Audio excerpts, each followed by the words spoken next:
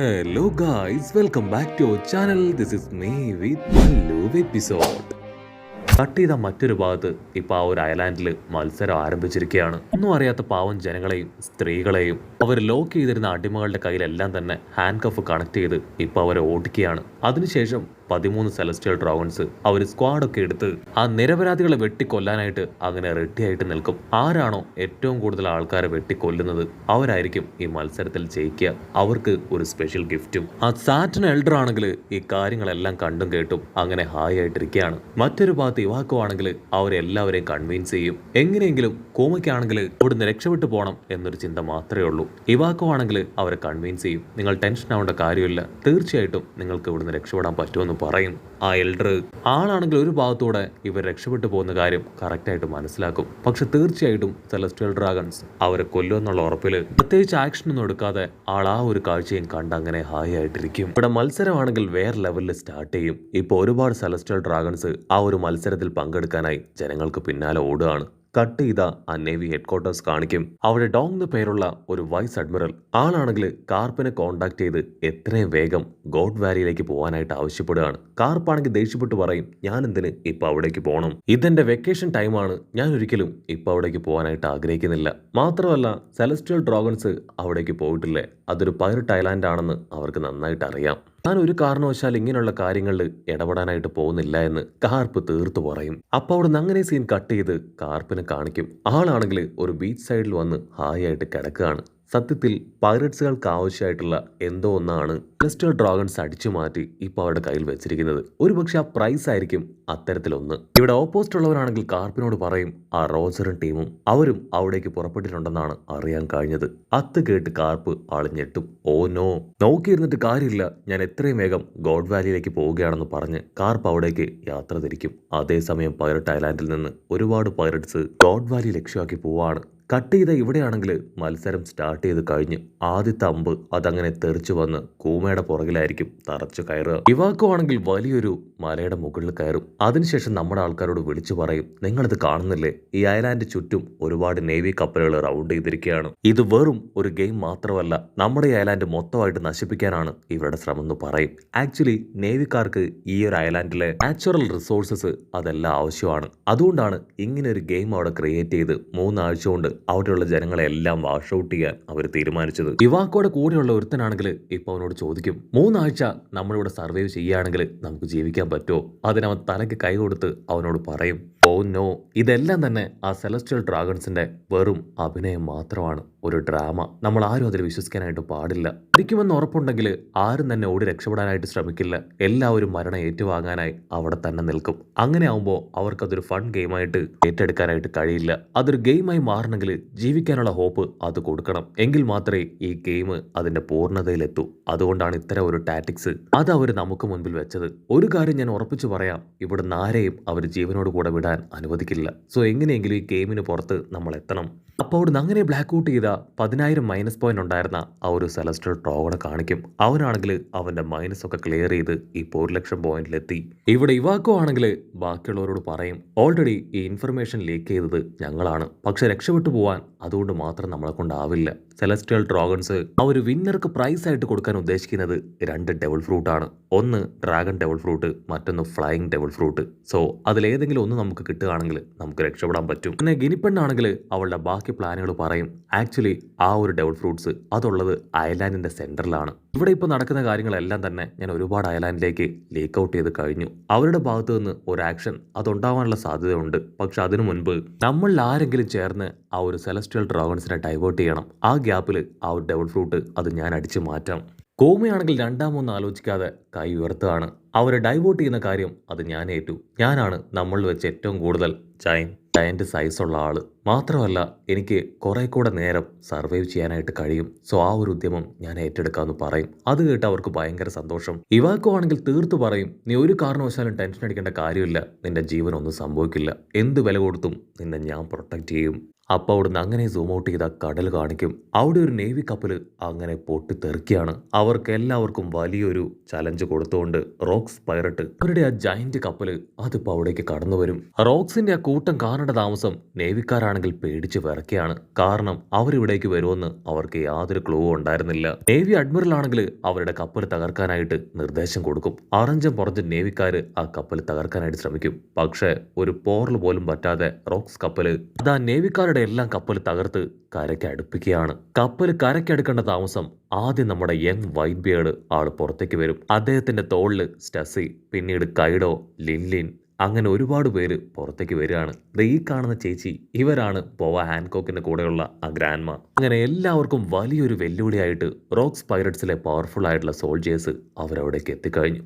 Navy soldiers ആണെങ്കിൽ പേടിയോടുകൂടെ അവർ നോക്കും. പക്ഷേ എന്താ ഇവിടെ റോക്ക് പൈററ്റ്സ് അവർക്കിടയിലും ഭയങ്കര തർക്കം. വൈറ്റ് ബിയർഡ് ആണെങ്കിൽ എപ്പോഴും ഒരു നേതാവിനെ പോലെ പല കാര്യങ്ങളും സംസാരിക്കും. ബാക്കിയുള്ളവർക്കാണെങ്കിൽ അതൊന്നും ഇഷ്ടപ്പെടാതെ അവർ ടെൻഷൻ ആവുകയാണ്.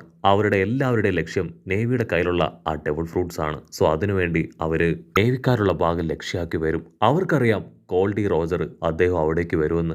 റോജർ വരുന്നതിന് മുൻപ് അത് സ്വന്തമാക്കുക, അത് മാത്രമാണ് ഇപ്പോഴത്തെ അവരുടെ ലക്ഷ്യം.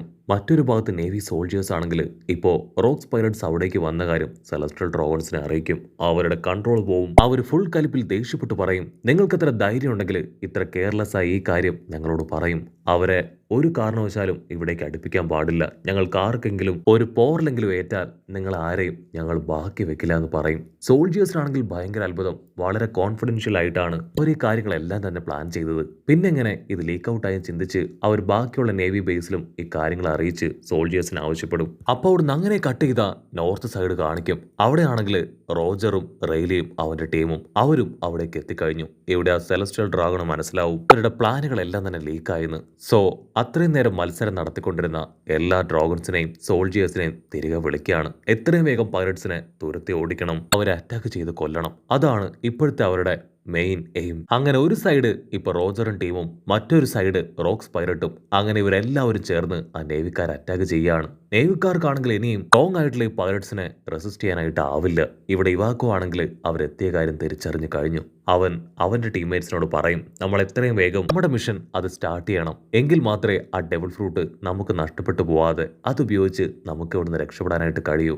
അവരെല്ലാവരും അതിന് ഓക്കെ പറഞ്ഞ് അവരതിനുള്ള കാര്യങ്ങൾ സ്റ്റാർട്ട് ചെയ്യുകയാണ്. ഇവിടെ നേവി സോൾജിയേഴ്സ് ആണെങ്കിൽ ഹെഡ് ക്വാർട്ടേഴ്സിലേക്ക് കോൺടാക്ട് ചെയ്തുകൊണ്ടേയിരിക്കും. അവിടെ നിന്നാണെങ്കിൽ തിരികെ ഇൻഫർമേഷൻ ലഭിക്കും, നിങ്ങൾക്ക് സപ്പോർട്ടിന് വേണ്ടി നേവി സോൾജിയേഴ്സിനെ അയച്ചു കഴിഞ്ഞുവെന്ന്. അടുത്ത നിമിഷം നമ്മുടെ യങ് കാർപ്പൺ ടീമും അവിടേക്ക് വരികയാണ്. ആ റോജർ അവനെവിടെ, അവനെയാണ് എനിക്ക് വേണ്ടതെന്ന് പറഞ്ഞ് അത്ര പൊച്ചത്തില് ഇപ്പൊ റോജറിന്റെ പേര് വിളിച്ച് അങ്ങനെ അലറുകയാണ്. ഇവിടെയാണെങ്കിൽ ആ മത്സരം സ്റ്റോപ്പ് ആയിരിക്കുകയാണ്. പക്ഷെ ജനങ്ങൾക്കാണെങ്കിൽ ഇപ്പൊ നേവിക്കാരുടെ കയ്യിൽ നിന്നും അതുപോലെ തന്നെ പൈററ്റ്സിന്റെ കയ്യിൽ നിന്ന് രക്ഷപ്പെടണം. സോ എല്ലാവരുടെയും ശ്രദ്ധ തെറ്റി ജീവന് വേണ്ടി അവർ ഓരോ ഭാഗത്തേക്ക് ചിന്നിച്ചെതറി ഓടും. ആ ഗ്യാപ്പില് നമ്മുടെ കൂമയും ഇവാക്കോയും അവർ രണ്ടുപേരും ആ പ്രൈസ് ബോക്സസ് അടിച്ചു മാറ്റും. നൈസായിട്ട് അതിൻ്റെ ഉള്ളിലെ ഡെവിൾ ഫ്രൂട്ട് അതെടുത്ത് കഴിക്കാനായി ആ ഒരു റൂമിലേക്ക് വരികയാണ്. അവർ ഓപ്പൺ ചെയ്യും. അതിൽ അവർ പ്രതീക്ഷിച്ചതുപോലെ 2 ഡെവിൾ ഫ്രൂട്ട് ഉണ്ട്. പക്ഷെ അവർക്ക് ട്വിസ്റ്റ് കൊടുത്തുകൊണ്ട് ബിഗ് മോം അവരാണെങ്കിൽ ആ റൂമിലേക്ക് കയറി വന്ന് ഇപ്പൊ ഇവാക്കോയെ കഴുത്തിന് പിടിച്ച് ഉയർത്തിയെടുക്കുകയാണ്. അവന്റെ കയ്യിലുണ്ടായിരുന്ന ആ ഡെവിൾ ഫ്രൂട്ട് അവൾ തട്ടിയെടുക്കും. കൂമയാണെങ്കിൽ അവൾ കണ്ട് ഒരു സെക്കൻഡ് പകച്ചങ്ങനെ നിൽക്കുകയാണ്. അവൻ ചെറിയ പയ്യനാണ്, അതുകൊണ്ട് തന്നെ അവൻ എന്ത് ചെയ്യണമെന്ന് അറിയില്ല. ഇവാക്കോ വിളിച്ചു പറയും, കൂമ ഒരു കാരണവശാലും ആ ഡെവിൾ ഫ്രൂട്ട് അത് വിട്ടുകൊടുക്കാനായിട്ട് പാടില്ല, എത്രയും വേഗം നീ അത് കഴിക്കണമെന്ന് പറയും. കൂമ ഒരു സെക്കൻഡ് അവന്റെ പപ്പയെക്കുറിച്ച് ആലോചിക്കും. രക്ഷപ്പെടാൻ കിട്ടുന്ന ഒരു മൊമെന്റും പാഴാക്കാൻ പാടില്ല, ഇവിടുന്ന് രക്ഷപ്പെട്ടു പോണെന്നാണ് അവസാനമായിട്ട് അവന്റെ പപ്പ പറഞ്ഞത്. രണ്ടാമോ ചിന്തിക്കാതെ അവൻ ആ ഡെവിൾ ഫ്രൂട്ട് അങ്ങനെ കടിച്ചു മുറിച്ച് കഴിക്കും. ഇവാക്കോയ്ക്കാണെങ്കിൽ അത് കണ്ട് ഭയങ്കര സന്തോഷം. യാഹൂ, നമ്മൾ ജയിച്ചു എന്ന് പറഞ്ഞ് അവൻ തുള്ളിച്ചാടും. ഇവിടെ കാർപ്പിനാണെങ്കിൽ കൂമയ്ക്കാണെങ്കിൽ എന്താ ചെയ്യേണ്ടതെന്ന് അറിയാതെ അവൻ മുൻപോട്ടേക്ക് ഓടും. അടുത്ത നിമിഷം ആ 5 എൽഡേഴ്സിലെ ആ ആൾ അവിടേക്ക് വന്ന് ഇപ്പൊ കൂമയെ ഇട്ടിച്ചിടുകയാണ്. നീ ഒരു കാരണവശാലും ഇവിടുന്ന് രക്ഷപ്പെടാൻ പാടില്ല, നിന്റെ ക്ലാനിലുള്ളവരെല്ലാവരും ഞങ്ങൾക്ക് അടിമകളായിട്ട് വേണം ഈ ജീവിതം മുഴുവൻ ജീവിച്ചു തീരാനായിട്ട്. അതിൽ കൂമയാണെങ്കിൽ ദേഷ്യപ്പെട്ടു പറയും, നിങ്ങൾക്ക് അല്പമെങ്കിലും കരുണ ഞങ്ങളോട് കാണിച്ചുകൂടെ? ഞങ്ങളുടെ ക്ലാനിലുള്ളവര് അടിമകളായിട്ട് ജീവിക്കേണ്ടവരല്ല, ഞങ്ങളുടെ സ്ഥാനത്ത് നിങ്ങളാണെങ്കിൽ നിങ്ങൾ ഇതുപോലെ ചെയ്യുമെന്നൊക്കെ പറഞ്ഞ് അവൻ അങ്ങനെ ടെററായിട്ട് ആളെ നോക്കും. അവിടുന്ന് അങ്ങനെ ക്യാമറ സൂം ഔട്ട് ചെയ്ത ഇപ്പോൾ റോക്സ് പൈററ്റ്സും റോജറിന്റെ പൈററ്റ്സും അതുപോലെ നേവി സോൾജിയേഴ്സും എല്ലാവരും പരസ്പരം ഏറ്റുമുട്ടുകയാണ്. കട്ട് ചെയ്ത ദിവസങ്ങൾക്ക് ശേഷം ആ ഒരു ഇൻസിഡന്റിന് ശേഷം ഇപ്പോൾ ഇവാക്കോയെ കാണിക്കുകയാണ്. അവനാണെങ്കിൽ ന്യൂസ് പേപ്പർ വായിച്ച് ഷോക്കാവും. ആർപ്പാണ് ആ വലിയ യുദ്ധം നയിച്ച് എല്ലാ പ്രശ്നങ്ങളും സോൾവ് ചെയ്തത് എന്നായിരിക്കും ന്യൂസ് പേപ്പറിൽ ഉണ്ടാവുക. ഇവാക്കോയ്ക്കാണെങ്കിൽ ആ ഒരു കാര്യം കേട്ട് ഒരുപാട് ദേഷ്യം തോന്നും. സത്യത്തിൽ ആ ഒരു ഇൻസിഡന്റ് അത് ഈ ലോകത്തിന്റെ ചരിത്രത്തിൽ നിന്ന് തന്നെ നേവിക്കാര് കഴുകിക്കളഞ്ഞു. ആ ഒരു യുദ്ധത്തെക്കുറിച്ചുള്ള ഒരു ഇൻഫർമേഷനും എവിടെയും ബാക്കി വെച്ചിട്ടില്ല. ഇവാക്കോ ആണെങ്കിൽ ഇപ്പൊ കൂമയുടെ അടുത്തേക്ക് വരികയാണ്. കൂമ അവന്റെ അച്ഛനും അമ്മയും ഹാപ്പി ആയിട്ട് ജീവിച്ചിരുന്ന ആ ചർച്ചിലേക്ക് വരും. ആണെങ്കിൽ ഒരുപാട് സന്തോഷത്തോടു കൂടെ അവിടെ പ്രാർത്ഥിക്കുകയാണ്. ഇവാക്കോ ആണെങ്കിൽ അവനോട് പറയും, സത്യത്തിൽ നീയാണ് സൂപ്പർ ഹീറോ. നിനക്ക് കിട്ടിയ പവർ ഉപയോഗിച്ച് രണ്ടുമല്ല 500 പേരെയാണ് നീ സേവ് ചെയ്തത്.